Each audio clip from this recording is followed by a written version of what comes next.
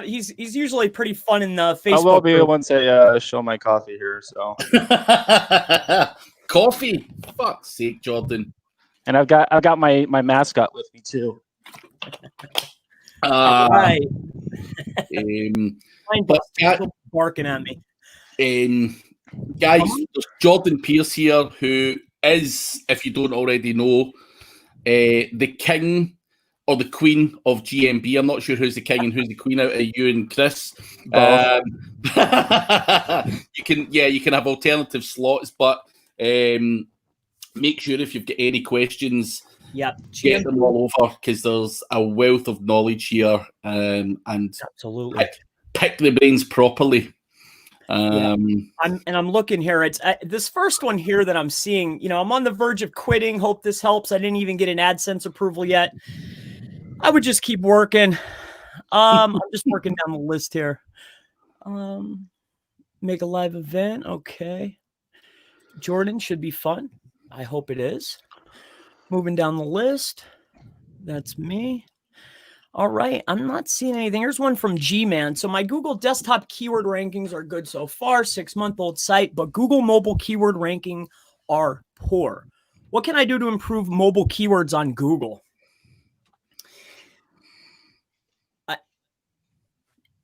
A mobile site, it should be a mirror of your desktop. I mean, if you're, I would assume that you should be receiving the same.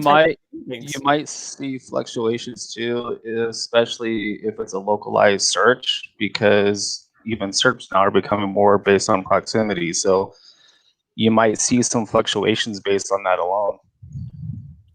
Per local, right? Well, yeah, that's but true. if it's national, it could be a number of things. It could be that your mobile version just isn't mobile friendly whatsoever. So that's usually the number one problem.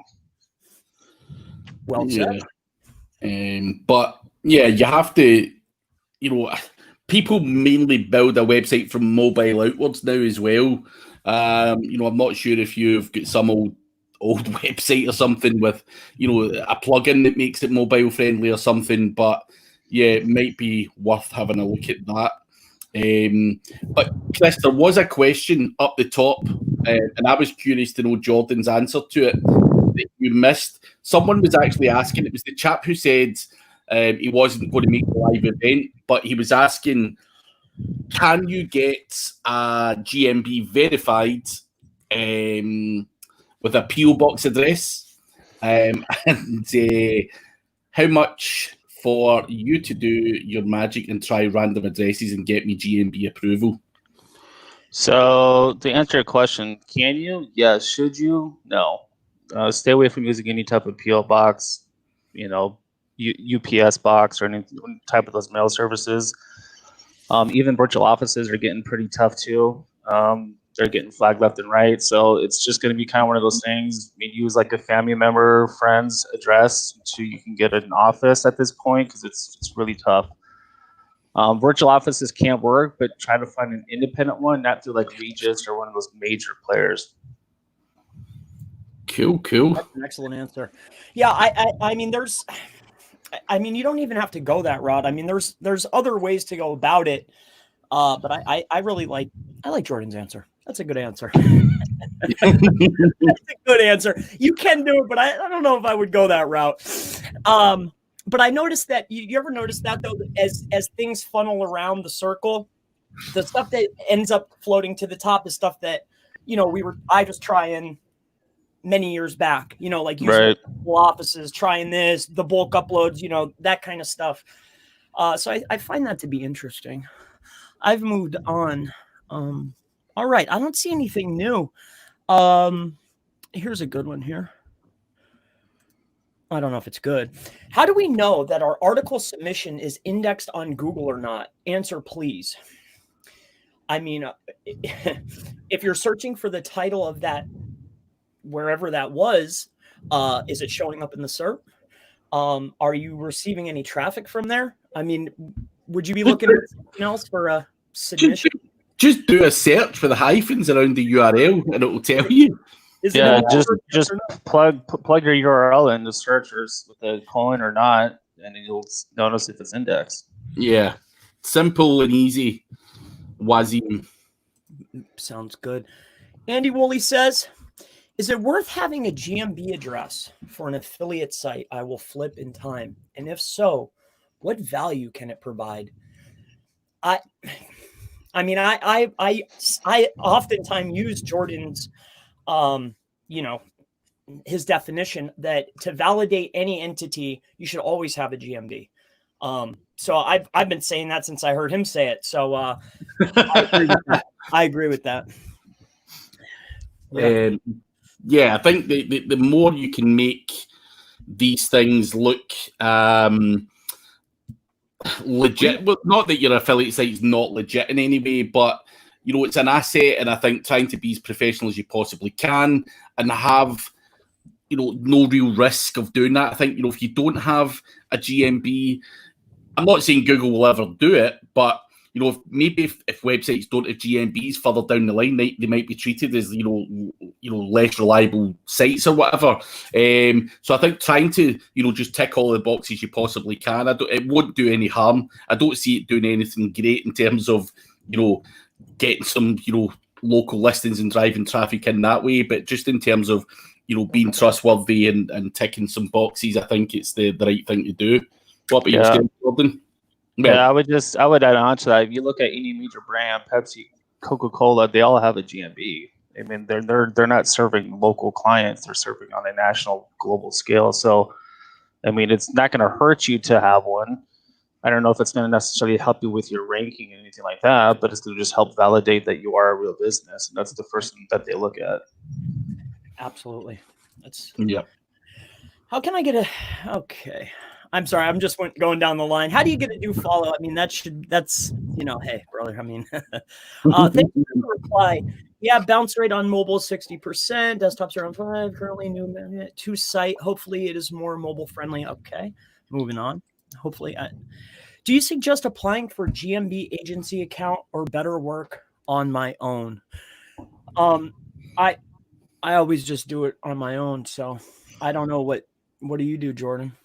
I don't ever use agency accounts. If I'm working with a client, I prefer to use their email system, and I just have them make me a new one to help manage their locations, because Google's looking for some application where they want to see like a domain email when you're managing a real business. So I've seen way too many problems with those agency accounts where an agency may have 100 clients in there, and for some reason one of the listings gets flagged and the whole account gets flagged. So it's not a perfect system. I don't recommend it. And Jordan, do you primarily do lead gen or do you manage clients? I don't do too much client work anymore. I still have a couple that I work with, but most of it is just lead gen, affiliate, and right now I'm big into national and e-commerce. So that's kind of been my focus lately. I'm in the process of coming out with my own products for supplements. So that's my biggest thing right now. It's a lot of work, but it's very, very, very, it's fun to do. It's great to come out with your own product. That makes sense. I was just curious. What is the best indexing strategy for a brand new website that has been optimized for the top 5 positions on SERP? Indexing strategy. I mean, if you're well optimized over the course of time, you should become indexed, especially if you're building links and time is passing. I mean, I don't know. I'll put my neck in the line here and answer this first. Indexing strategy, like I've never even considered that in my life. Like it's not something I've overthought. Like, you put a website out there, you know what your money pages are, you create a good silo structure. Of course, you want those things to be indexed. So I'm not saying there's no thought at all goes into indexation. But what do you want to do after that? Like, Google is going to come and crawl index. And if it doesn't, then you're going to change your content because it's probably not unique if it's not indexed and job done. But I think this is one of these things where people will throw around a word like indexing strategy as if it's a new thing or a complex subject that it isn't. It's just common sense. So I wouldn't worry too much. I think indexing, if I've never even heard of anyone using that terminology, to be honest, get your website out there, smash it, smash the content out, smash the links out, get it in good shape, and the index will happen as a natural progression. Anyone who is sitting there saying, Like, I'm going to charge you $1,000. You know, we're going to be working your indexation strategy this month. I would be looking to really find out what the fuck's going on if they were using that term. So that's just my honest opinion of it. I'd say use Search Console or make sure you have a good website. It's like, I mean, there's no strategy. Like, what do you want? I don't know what you want to talk about. It's just get a good site up. I don't know. Great answers. So, hey guys, is Google still crawling and indexing issues? Oh boy. Last time my page was crawled. It was God. I keep requesting index daily, but it still doesn't even get crawled. Any idea? Indexing from the beginning of SEO time is always that you want your pages to get crawled and get indexed. You're going to run into issues. Things just happen. I think that that's more than a good answer. I want to get through as many questions as possible. Sorry, how do I get free do follow backlinks? I give them away all the time.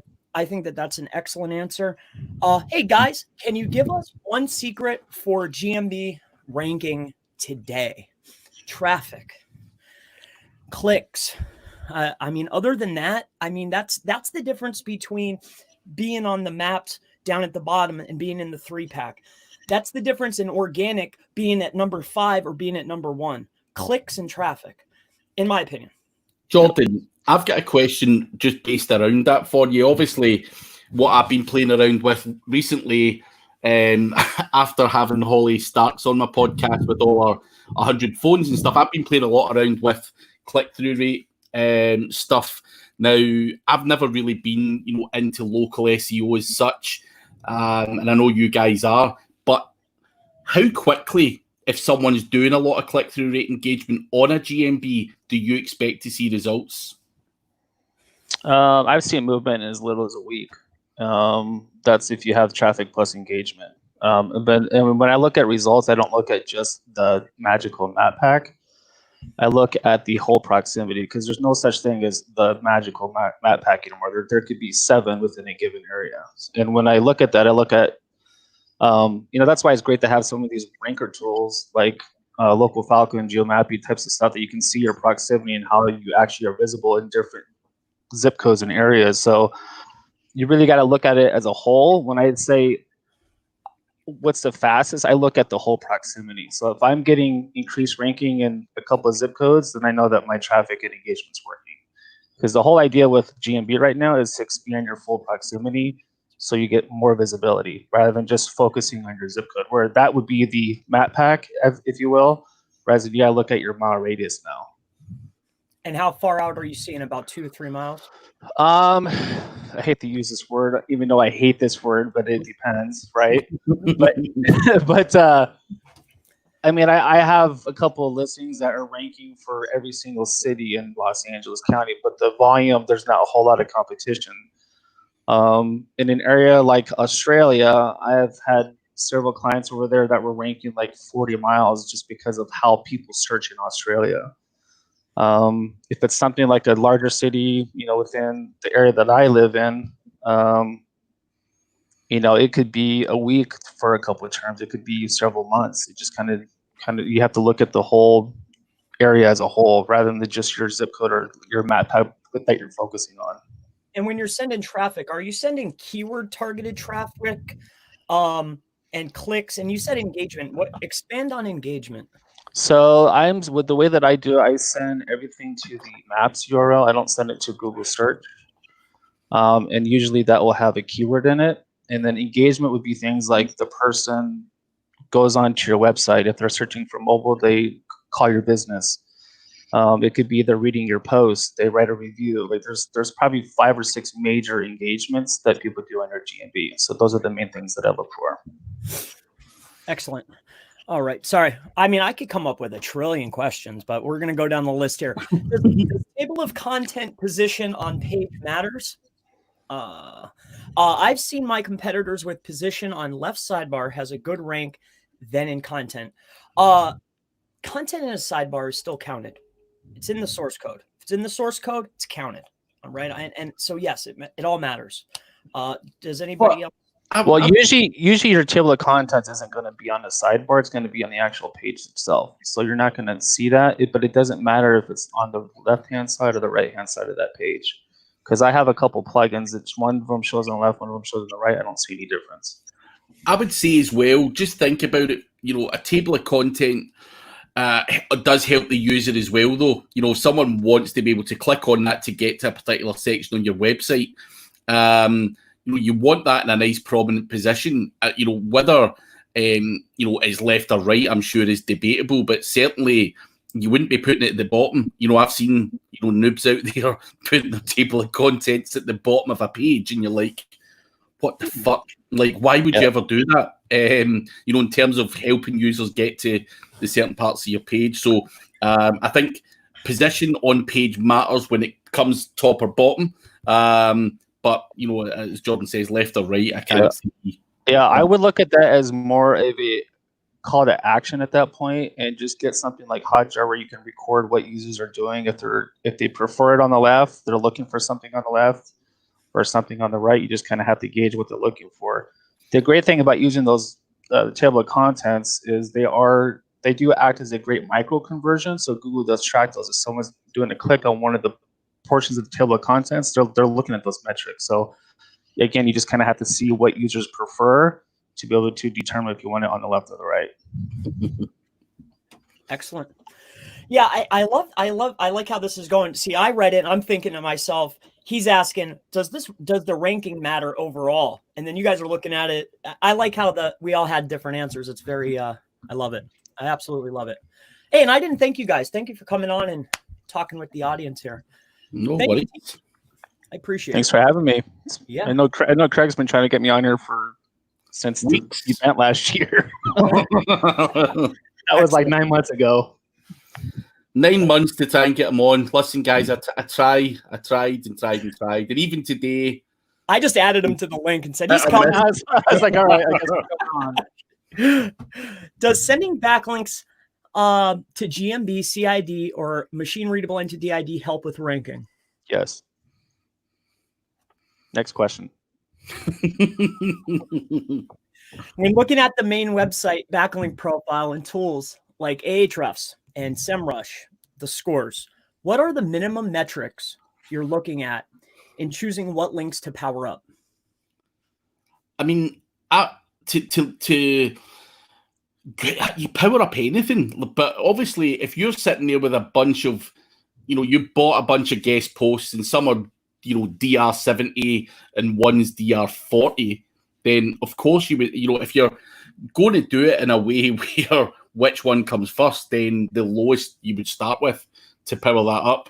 But I power everything up. It's just part of a process. If I get a link here or there, it goes to someone else who then processes that and does the kind of tiered link building stuff that I'm asking them to do. And they just get them, giving them one at a time, as and when we get them. They'll just be passed on to that guy, and he'll do whatever it is he's going to do in terms of powering those up, whether that be SEO Autopilot, SAP, or something else. But I'm sure you guys might have different answers. What about you guys? I still look at trust flow. I'm still pretty old school when it comes to stuff like that. I don't use Ahrefs personally. I use SEMrush for a couple things, but I don't really look at spam scores or any of that stuff.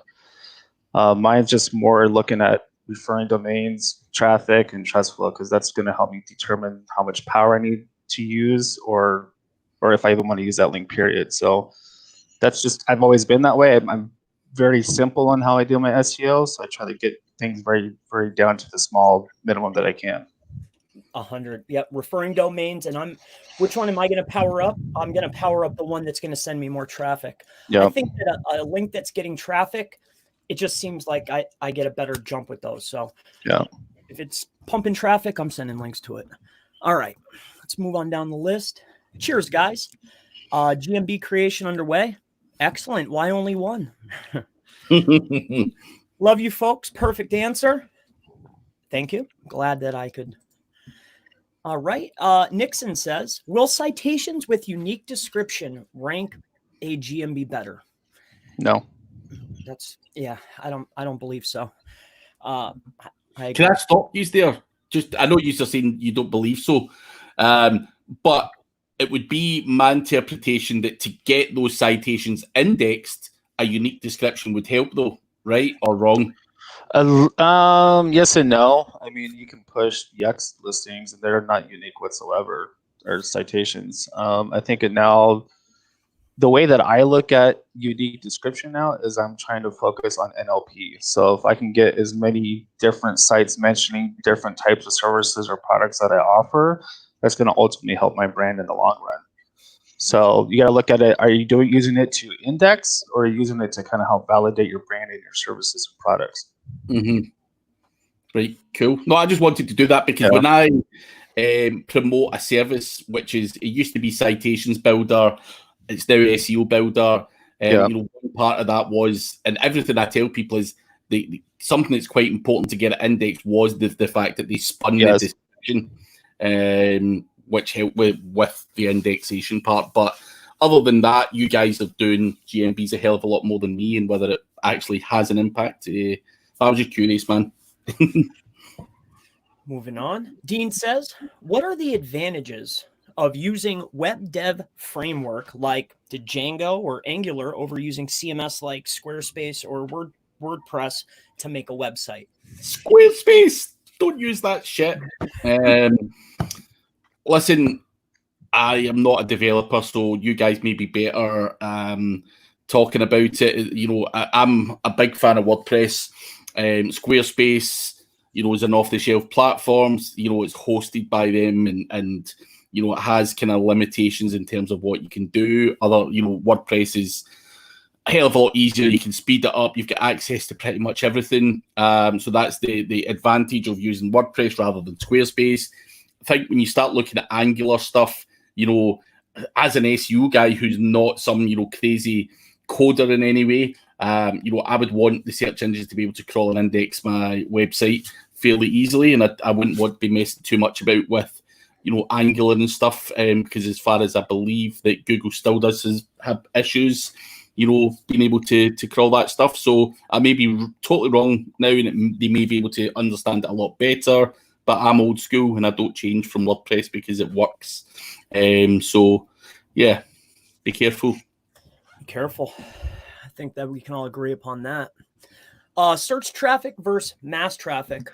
What do you prefer? Jordan? I prefer mass traffic. Okay. Yeah, I mean, I think it's just more of just always been just get as many ads and pages as you go in as you can, and why not just kill it? That's why people hate people like me when it came to GMB, and why I would put up thousands of listings, because I don't really care about you. I care about me. So if that means I have 100 listings and you have one, and I'm not playing fair, then we don't give a shit. So. And I get this question a lot, Jordan, within the group. Just because I say the same. I usually tell them small amounts, see what happens. If you were to send traffic, are you sending hundreds and hundreds of clicks and traffic to a particular entity, or just a few and then you wait? I try to make everything look as natural as possible. So you're more than likely, if you're a brand new site or a new listing, you're probably not going to have 100% of the search volume coming to your site or listing. So you got to think of it more as a way of correlation between the, you know, stages of like, okay, I'm on page 4 or whatever it is. You know, you're not going to be sending all this click traffic or search traffic directly to your site. It's just no one's getting searched on that page. Same thing with your listing. If you're ranking number 40, you're probably not going to get 100 clicks a day. So you got to look at it a bit more in terms of, okay, what's the total search volume? And what I say and what I tell people is cover about 5 to 10% of the total search volume. And that will kind of help you determine, you know, what point you're at as far as, am I going too much or am I too less? So always start with like 5 to 10% of total search volume, though. That's going to be my recommendation. Excellent. Yeah, I get that. It's a very common question. People think they need so much. So thank you for that. All right, let's go down the list here. Question for each of you. If you could choose just 2 tools to use for SEO, what would they be? I like to use whatever the client will let me use. I like to use what I could get for free. But I mean, if I had to really pick, I don't know. There's 2 tools overall, including the likes of SEMrush and shit like that. Like, is that the tools? Because I've got tools that do a lot of automation and shit as well. And, you know, I could, if I had to only pick two, then I would get rid of SEMrush because I could use a common sense approach to keyword research because I'd rather do that than, you know, some of the grunt work that some of the other automation tools make. But yeah, fuck it. Stick to two tools, full stop. What are you going for, guys? I would use Google's NLP API, and they have a new chatbot NLP tool called Dialogflow, and it works really well if you're building bots and being able to look at AI. It's a good way to also see how Google's actually reading your page because it's using their service. So that's kind of my big tip of the day is when you start getting into like national and e-commerce, you're going to have to really understand NLP. Mm-hmm. Excellent. Are you creating bots, Jordan? I do. I create them with what's that one called? ManyChat and Dialogflow. Oh, so you're doing that type of bot. You're not doing like, I see. So not like we're in the process too. We're trying to build an answer engine using their tool. So like if someone's doing a search through Google and then once they hit our site, it'll automatically dynamically render their answered question. And it's actually using Google's tool for that. So but yeah, I'm all about automation and making things super, super easy too. So when we're writing our content, all of my content's all AI driven. I don't have any writers on staff. And we just use all AI for spitting out the content, and then we'll go through with NLP API and look at all the words and sentiment words and everything to match everything up, so it's properly structured. And we look at every single word on the page too. So if you use our tool, it's super, super helpful, but it takes a lot more work. But it's super, super helpful. When you're and Craig, for you, as far as writing content, are you taking more of a like that type of approach, like say a science based approach? Yeah, I think you have to now with the tools and everything that are available. You know, I think gone are the days where, you know, we're probably all, you know, fairly experienced SEOs, been in it for years, where you could get away with, you know, writing bullshit and, you know, keyword density was a thing and all that kind of stuff. And I've came from that background. I think you've got to then take in, you know, NLP and, you know, even when you've got things like Page Optimizer Pro and stuff that can help you just better everything. You know, you're using technology, artificial intelligence and everything else to future-proof your business. If Google are using these things as a way of gauging, you know, your website, then you have to play up to those as well. It's like, you know, if you're a football player and, you know, you've got to impress the manager and the manager wants you to do something like, you know, appear to be more interested in, you know, whatever, then you've got to show that manager that you know, you're the man. And it's the same with us. We're showing Google that we're the man. My website's the man. My website takes into consideration NLP. So, and various other aspects. So I think you'd be a fool not to. You know, it's a pain in the ass. No one wants to do more work. What we're finding now is SEO was probably it's not even debatable. It was a lot easier back in the day, and now they're making us work like fuck to try and do more stuff to clean up their search engines and everything as well. So yeah, I think future-proof your business, take all of these things into account, and that's where I think you know, guys who are always on top of the game, learning stuff, trying shit out, are always those who are successful. Because, you know, Jordan will bugger off. You know, I've been trying to get him on for 9 months, and he'll be doing his thing and all that. And he's probably been away, you know, learning NLP stuff and, you know, doing shit with chatbots. And he's just like, I can't be fucking coming on here. And that's, you know, trying and testing all these different things is only going to stand you in good stead. That leads me, and Jordan, I'm intrigued by that, because you're building a chatbot, or have built a chatbot that I'm sure you're beta testing or testing.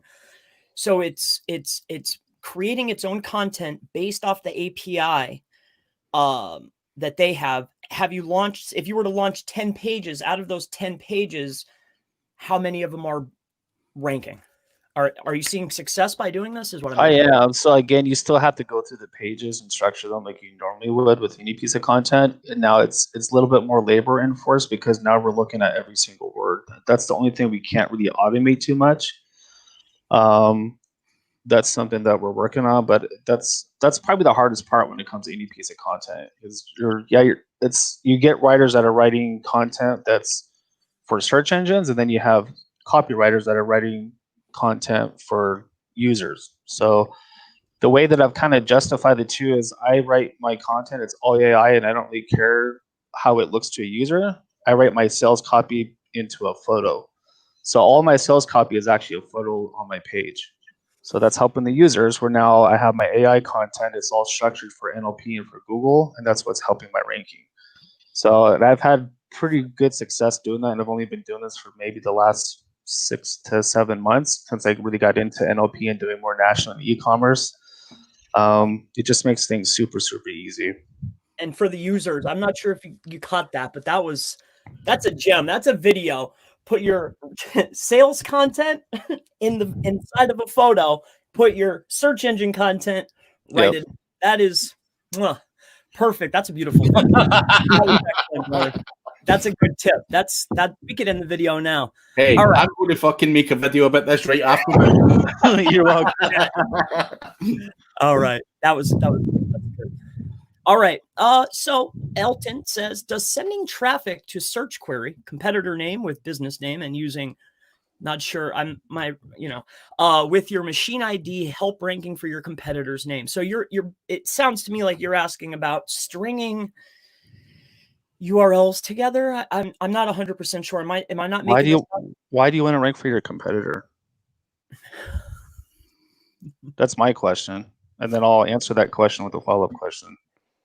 I mean, technically, you can. I mean, there's a method that you can use the MRID URL to help rank your own listing, but I don't know why you want to rank your competitor. Maybe I'm missing something. Are you utilizing that type of strategy, stringing the codes? Are you utilizing that type of? You can't. It works because that's the only traffic that is sent to a search URL, because it's the only one that doesn't have deCAPTCHA errors when you try to send traffic to Google search and to check and making sure you're not a bot. So that's the only time I would use that, because you don't have that problem. But that's why usually for Google Maps, I send everything to the Maps URL. So you're seeing better. You see better by utilizing that instead of. I don't see it better. I just use both. Okay. It's not necessarily. I'm not just sending to the MRID, the NADA machine ID. I send it to both the Maps URL and to the ID number. Okay, that makes. Okay, yeah. I'm just curious. I'm wondering, what's he got? Okay. Because there's cool stuff that you can do. Like even if you have a decent bot, it'll still work for this type of thing, because you can still tell the bot to go on and click your website when it goes directly to the machine ID URL. So it does work. Again, it's just one of those things you got to be super careful if you're sending any type of automated traffic. Keep it at like 5 to 10%. Are you utilizing? What are you using? Mobile bots, or are you still Python and whatnot? Are you using? It's mobile, and then I still use a little bit of crowd search, but I keep it pretty low. I'll even create some like ads through Quora or Reddit or something like that too, just to send a little bit more referral traffic over. Mix of traffic. Yeah. I'm sorry, I get off. I just. I know it's kind of one of those things. Like you hear different strategies and different things, and like that's kind of a perfect example where bot traffic could work. You just have to be super careful on how you do it. I agree, and I think it should be mixed with. Absolutely. Organic. Yep. 100. All right, let's move on down the list. So hopefully that helps you out there, Elton. Moving down the list. Initials WP, doesn't everything just index naturally? I never do any crap. It just does it naturally. A lot of the times, yes, I would agree that it will index naturally if you have quote unquote quality. What guest post services do you recommend? Many, it's a flood. No, it doesn't matter, right? Just go for it. Bash them all out. I'll give out to Gary Wilson, getmelinks.com, because he's a good friend and a local boy, so he's one. What about you guys? I don't use guest posts personally, but if I did, I'd probably use Gary's, because he has the experience. He's purchased several other people's networks. The guy knows what he's doing. And not only that, he provides what he promises. So that's the most important thing. I would agree.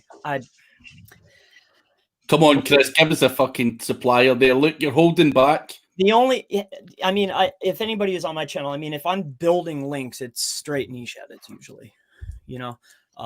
So that's the kind of stuff that I like. So what's your approach to getting clients for your lead gen sites?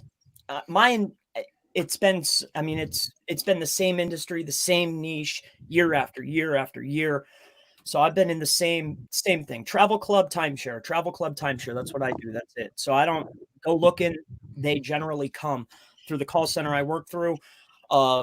They get a contract. I mean, it's it. Set up the ads, send out the mailers. It's a recurring deal. That's for me. I don't know about I know that you don't do lead. What about you, Jordan? Just network, man. I mean, that's probably your best thing is just get out there. I mean, I join Facebook groups, join your local community. I mean, that's what I've always done. When I first got into lead gen, even before I started doing SEO, I mean, I always made contacts with people. Just get yourself out there. I mean, it's like owning an agency or like owning any other business. Just get out there and make yourself approachable. And it's pretty easy once you kind of get the gist of just being able to go talk to someone. I mean, it's like people don't think about how easy it is because we all live on the internet. We're on Facebook because we're just have all these virtual friends. Like, just do the old school way and just go shake someone's hand and tell them what you do. That goes a long ways. Not only that, too, sometimes even my lead gen now, I do a lot of lead generation through paid advertising. So a lot of my client getting for those are using the same tactics that I'm going to use for them. So that's another way to kind of look at it, too. Excellent. Can't get any better than that. Hey, Chris, you're in your house? No, I'm in my wife's studio is where I have my little office here. So no, not my house. It's a nice picture though. It's a nice picture of a house. No, I wish I lived. No. I'm a very humble gentleman. So Wasat says, Craig, where can we buy tickets for your content voila event? When I try to purchase one, it says sold out, or are they not available? That's Sam asking that question. Sam, shoot me a message on Facebook and I'll ask the guys. I'm not sure if it's sold out or not. It probably is, given that I'm speaking there, but I'm only kidding. But yeah, I'll ask the organizers for you, man. Paul says, I know that mobile and desktop search results are separately ranked. I'm seeing a difference of 5 or 6 places, desktop lower, and why? It's a mobile. The index is mobile. I mean, I think that they're going to show the mobile results more often anyway. That's probably why you're seeing that. What do you guys think? Do you know something I've never been able to get my head around? Now, I've got a website that I would consider to be mobile friendly, and all of that stuff. You know, ticks all of the right boxes, but I do see a difference in certain rankings, and it doesn't make sense, you know, in terms of the information that Google release or whatever. You know, they're saying it's, you know, a mobile first index and all this kind of crap. So I'm not entirely sure why you see a difference, because I've never been able to figure it out and be able to kind of sort it out in any way. It's the way it is, and I've just kind of got my head around it and went, fuck it, you know, I'm just going to keep doing what I'm doing. And I'll give you a little advice. The best way to test it is using something like Hotjar and go and look at what your users are doing. Are they quickly navigating through their mobile, or are they quickly navigating to their desktop? Second thing I would check is this for a local query, or is this for something that's more of a national term? That's usually the next point when you can see why things are ranking more highly on a mobile as versus to desktop. Because your desktop, you're probably using either Wi-Fi or have an Ethernet connection, which means it's using a dedicated IP address for your location. Whereas in mobile, it's using probably the closest tower, your GPS locations. It's using several other pieces of information to determine where you're actually found on search.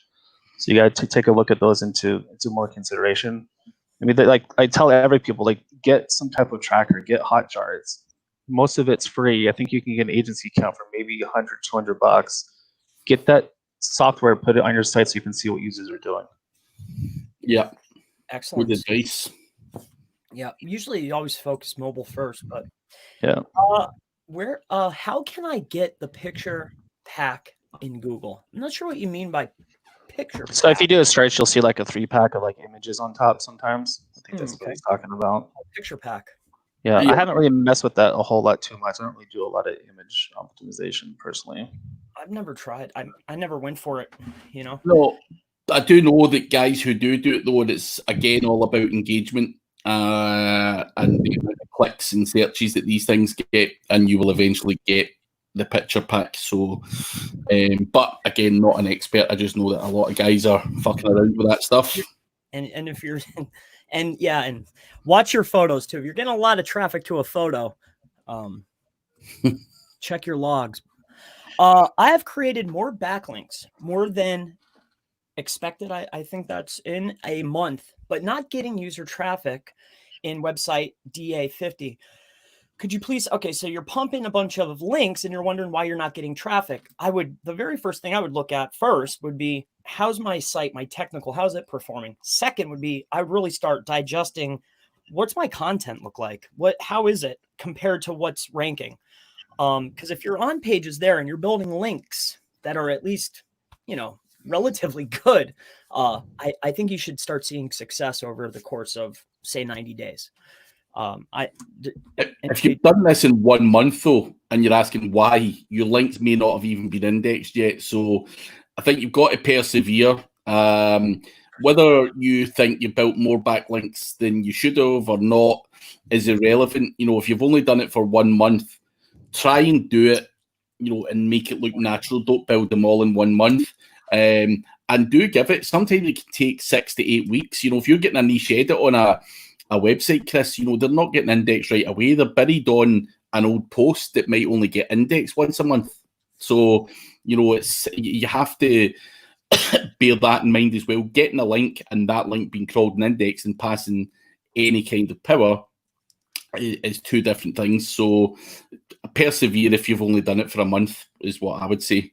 Well, yeah, in general, the niche edits, generally the edits that we'll come across, the sites are definitely indexed. The sites are generally pretty good, but that's a great answer, Craig.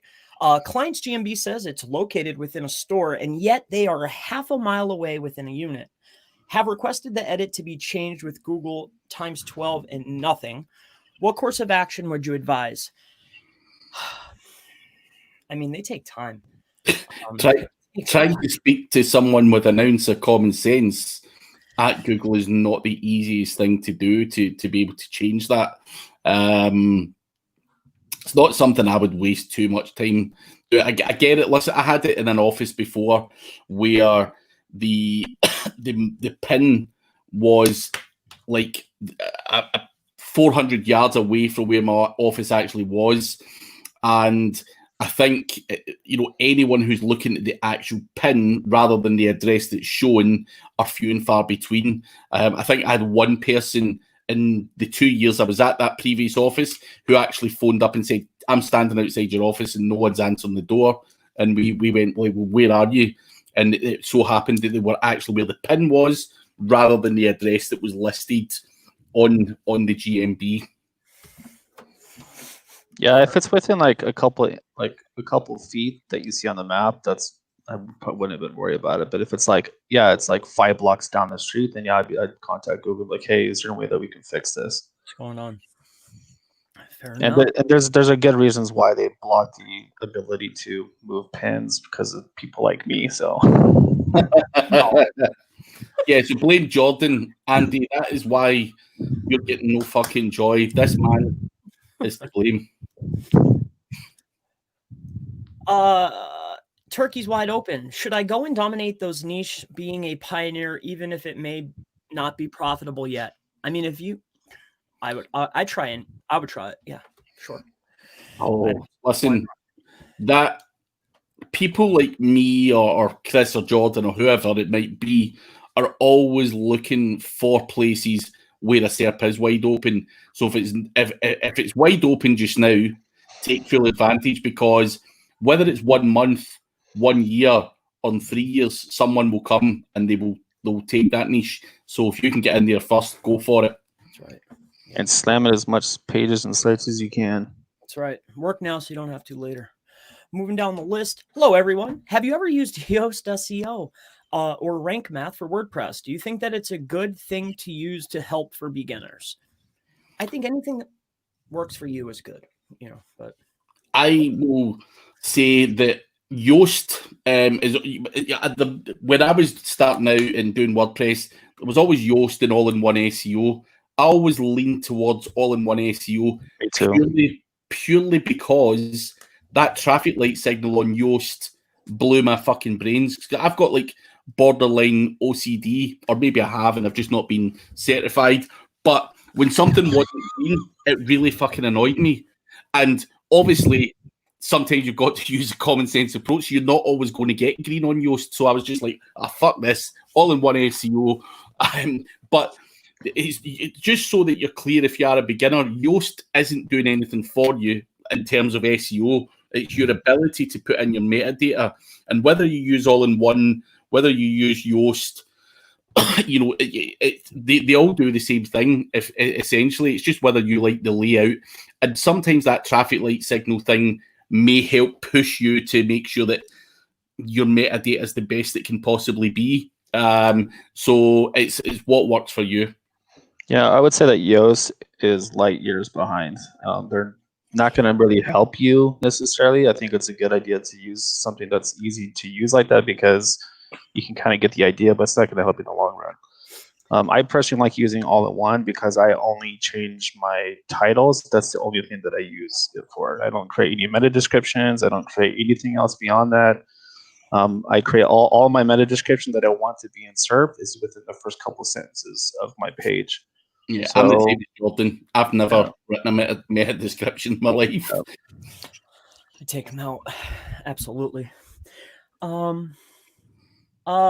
So this gentleman here asks, silo linkage at GMB still makes a difference in positioning? Silo linkage in GMB. You're talking about maybe perhaps stacking posts? I'm not really sure. Are you talking about GMB posts or silos from your website? So if you can answer that. That's the question. How do you negotiate the rates for your leads? How do you know how much to charge? I normally just say empty your pockets. No, I'm only kidding. How much you got in your wallet? No. Yeah, to be honest, when I first got on, it was whatever. Ask. Yeah. How much you're willing to pay for a lead? And I guarantee it, if you're a roofer, you can pay at least $50. That's what I charge. I get paid for shows, so it's a little bit different what we do. But J5, what's okay? Okay, a lot of chat going on. Chris and Craig and Jordan are the best. Yes, we are. We try.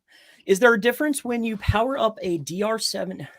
Like it's the same amount of power added, or is there with the DR70, assuming that they are both getting traffic and stuff? It's a difficult one to answer that question. There's too many other factors to take into consideration. The way I would look at it loosely is, can I power up a link, job done, get it indexed quicker, and get the URL that my link's on powered up to some degree?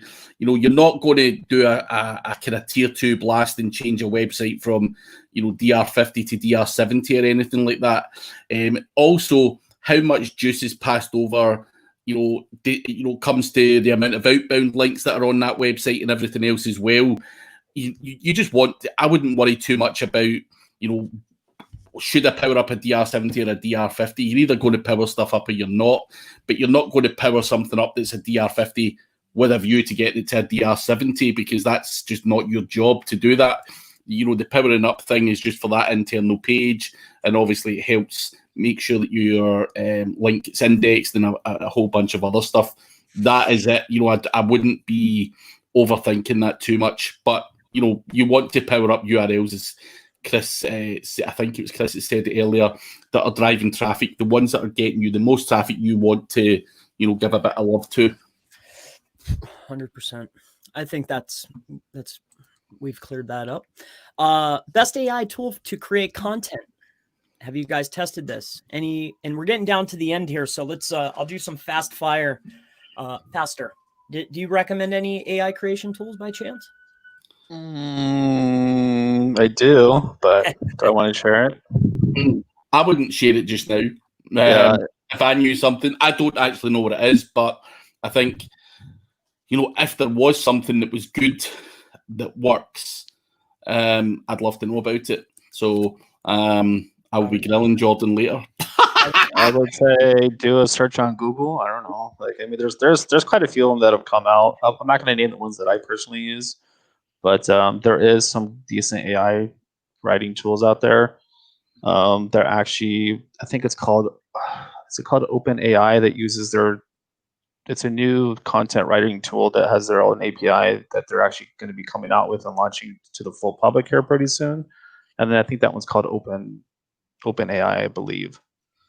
But yeah, there's the answer. Hasta la vista. Nice to see you, Craig. Tools. We talked about that. Tips on the streams are always amazing. You should never find this value on Snow White Hat channels. Okay, thank you. Is there any way to find a spam score for GMB property, and is there any way to degrade it fast to avoid suspension? I think that the lead up to the creation is what creates the spam score. Depending on the niche, depending on what you're setting up, have you set up everything before the GMB? I think that all equates to the spam score. And then I think as you're handling it, maybe, and it's not something that you see, what do you, how do you feel about that, Jordan? So I think the biggest thing you want to look at is look at your category, because you're going to have high. I've never really heard of a spam score in GMB. I don't know. That's stuff that people are making up right now. But basically, the way that I look at it is certain categories are going to naturally have this quote unquote spam checks. That's going to be like locksmiths, garage door companies, addiction clinics, even escort services is one.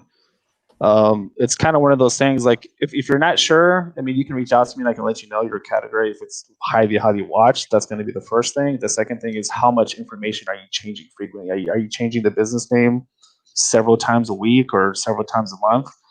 Then yeah, your spam score is going to go up. So that's one thing to consider. Like if you're a legit business and you created your business name once, your phone number once, your website once, and as long as you're not in a highly watched category, you shouldn't have too many issues.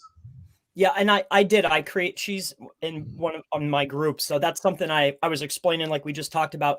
What's the niche? Have you started the profiles? I called it a spam score. That's gotcha. Okay. We made a good video. It sounds good though. I appreciate it. Yeah, I did what I could. All right, so nice to see you here as learning secrets from the boys. Yeah, and I'm hoping that maybe, perhaps, if I'm lucky enough, maybe we could do this again at some time. That would be good. I'm sure I could get on with Craig. Jordan, I would love to. Yeah, absolutely. You're a wealth of knowledge, I'm sure, by the way you're answering some questions. So that would be amazing. I have a whole list here of questions for you. No. No. All right. So there's a ton of value. Yep. We all try. That's the main objective here. Value. Is it worth it to silo GMB posts? I think that there is some value there, but I wouldn't go out of my way all the time. But I do think there is some value there, at least in your immediate area, to get a bump on that post, whatever the event post is, or however you're stacking it. Are you seeing that, Jordan? It's too much work. It's a lot of work. It is a lot of work. All right. So follow the boys. They're an insane amount of things to learn and listen, putting 2 and 2 together. Absolutely. We try. I try. Totally agreed. This guy agrees, or this gentleman does. Moving down the list, best software. Okay. Best advice for difference between quality leads and tire kickers, how to monetize this effectively. That just comes with time, my friend. if you're start trying to get into the industry and you're surrounding yourself and you're talking with people, then you're obviously going to run into somebody that's also doing it. The best person for your niche to get information from is someone that's already doing it. So me to give you an answer about, timeshares and travel clubs, I could do that for you. But to give you a broad answer for whatever niche you're trying to target is very difficult. Look up Jordan Pearce, though. He's probably done your niche. So he may be able to give you an idea. Just say, Jordan, listen, I'm doing roofing. What the fuck's the kind of going rate? And I'm pretty sure he will. Yeah, I'll kind of give you like a kind of a total way that I look at it when I price leads out. I look at the cost per click for AdWords, and then I times that by at least 2.5. So whatever the cost per click would be, that's how I kind of base my pricing off in the beginning, and then kind of go from there. Maybe it's up $5, maybe it's less than $5, but I try to keep it right around there. But it has to be a verified lead. Not, do you get paid on every single call? I get paid on it. I get paid on every single lead. I don't care if they're just saying, hey, how much does a new roof cost? To me, that's a lead. My job is to bring you leads. Your job is to close them. So I don't really care if they're not qualified. A lead is a qualified lead, however you look at it.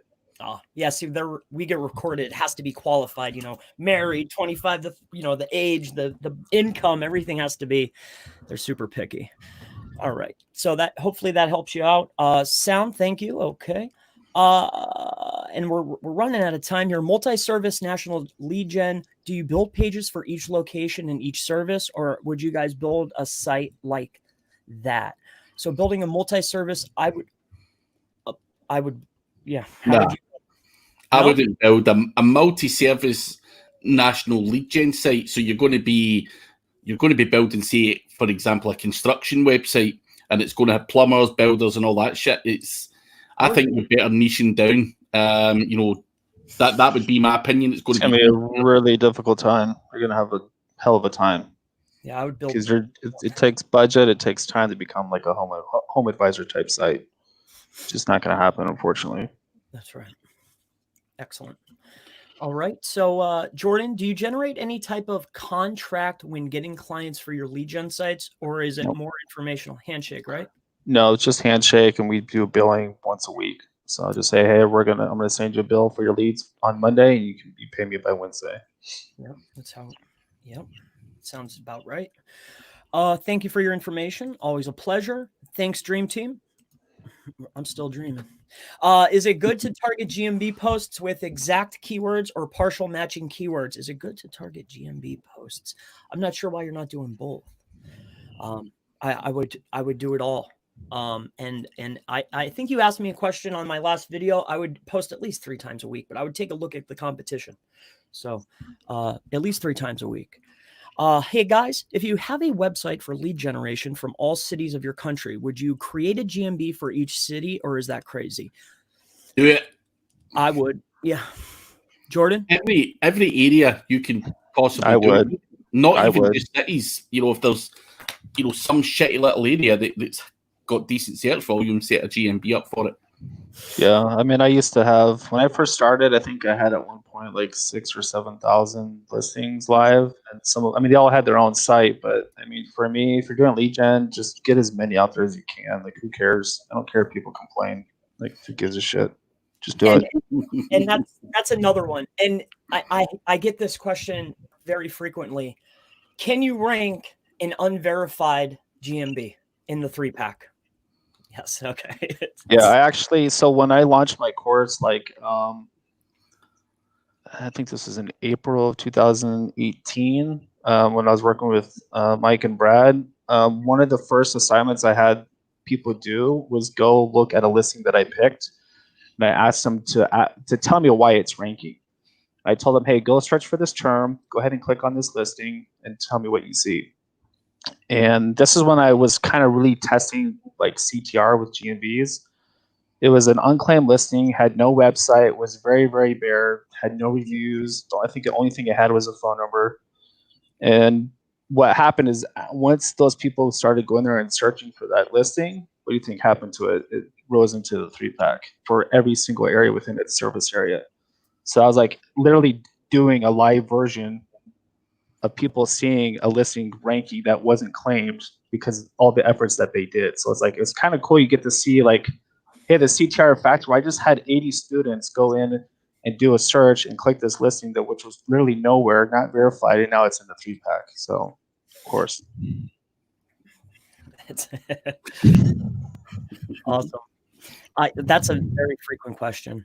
I mean, we've hit the time. I mean, I hate to say goodbye, guys. I have a lot of questions. You know, I'm humbled and thrilled to have you guys. I used to watch you guys, you know, before I even hopped on YouTube. So to be able to talk to you is amazing for me. You know, so hey, hopefully we could do this again. Do you want me to blast through these questions, or no? You guys probably have a trillion. You can blast them. We got a couple. I'm in no rush. You good to go? All right. Yeah, let's do it. I love it. You guys that's how I like to do it. Let's get through here. All right. So here we go. We have this question here. Hey guys, website generation. We talked about that already. Can't get a 2 for 1. Hey, in terms of Web 2s, what are you guys seeing? Is it better to stay away from them now? No. Why? Why? Like, yes. Listen, part of any process, right? When you're starting out a website, why wouldn't you create some Web 2.0s for it? One, just to protect your brand. You know, grab your branded ones. But you know, Web 2.0's past power, so why would you stay clear from it? I just see no real valid reason. Even, you know, in 3 years' time, someone might say, well, why would you go for a Web 2.0? Well, it still protects your brand. It does still pass power. It's just a part of a process I think everyone should be doing. I agree. You don't do the Web 2s, huh, Jordan? I haven't used them in probably a year and a half, maybe. But that's just me. I'm pretty simple. I'm kind of a caveman. I just like to keep it with content, links, and traffic. Perfect. Hey, it works. So Nixon says, "Are you gentlemen playing around with GSA?" That's exactly the word I like to use. Playing around. I don't think that it's a focus on a strategy. I don't think that playing around is the word that I like to use. Yes, I play around with it, but it's not part of anything, serious. Yeah, 7 years ago, hell yeah, it was fun. Yeah, super fun. Now I've still got it, but I still have my license. I still have all my network and everything up. I just play around with it just to kind of see how it's working, but I don't really use it for anything other than play around. Yeah, I've not fired it up in a good year anyway. God, I think I still have my FCS networker too. My network. FCS was the best. Yeah. All of the old tools were the best. I think the old ones are the good ones. I think they bring them out now and they're just kind of complete clones. I know some of them didn't look great back in the day, but they really fucking done effective work. Yeah, a lot of the ones I see now, it seems like they're just buying a bunch of domains, like Web 2s of their own, and then posting on their own. That's what it seems like. Yeah. But I don't build those tools, so what do I know? I buy domain. I mean, technically, I buy domains for my Web 2.0 network. So, like, I guess if you want to call it that, then it's protecting my brand with actual domains. I mean, that's what I do. Absolutely. Thank you, sir. Cool guys. Okay. Thanks a lot. Everybody's thanking us now. I rock. We rock. So there was 2 more questions. It looked like there was a big list there. I have a question. As far as